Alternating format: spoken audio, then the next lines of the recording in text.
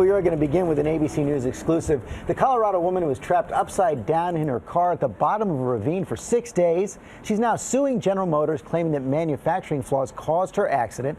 ABC's Gio Benitez here with the story. Good morning, Gio. George, good morning to you. We're talking about a car that was later recalled for major safety issues. After miraculously surviving that accident and those 6 days in the ravine, she and her lawyer now believe GM knew about those problems for years.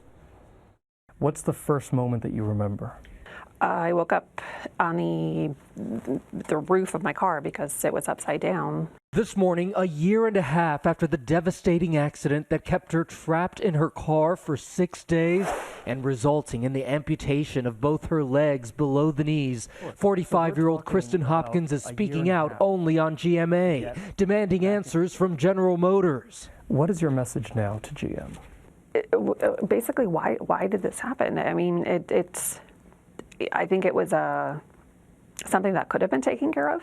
A complaint filed Tuesday against the automotive company claims GM's inappropriate quality control and manufacturing practices are to blame for the crash. Hopkins' 2009 Chevrolet Malibu plummeting 300 feet from this Colorado road. The complaint alleging that the power steering, traction control, electronic stability control, and panic braking assist all failed. GM knew about these problems. They knew they had put an unsafe car on the road, and they acted entirely too late to try and correct that failure.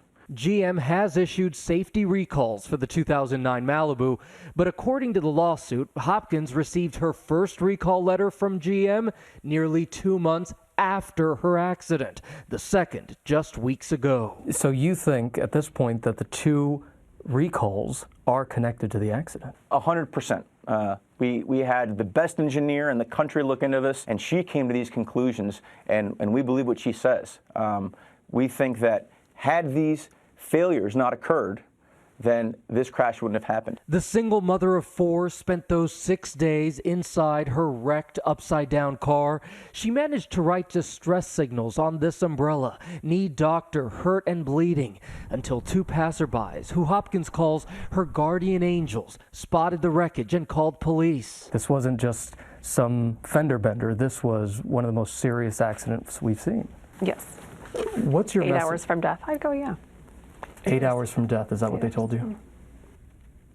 This morning, GM tells ABC News GM is learning the details of this tragic accident. We will investigate this matter and work to understand what happened and why. Meanwhile, Hopkins says she is still recovering, suffering from traumatic brain injury, learning to walk again with prosthetic legs. She's even driving again and says she will keep fighting.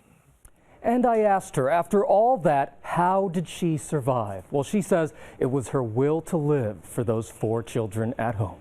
George, Amy? What a strong woman.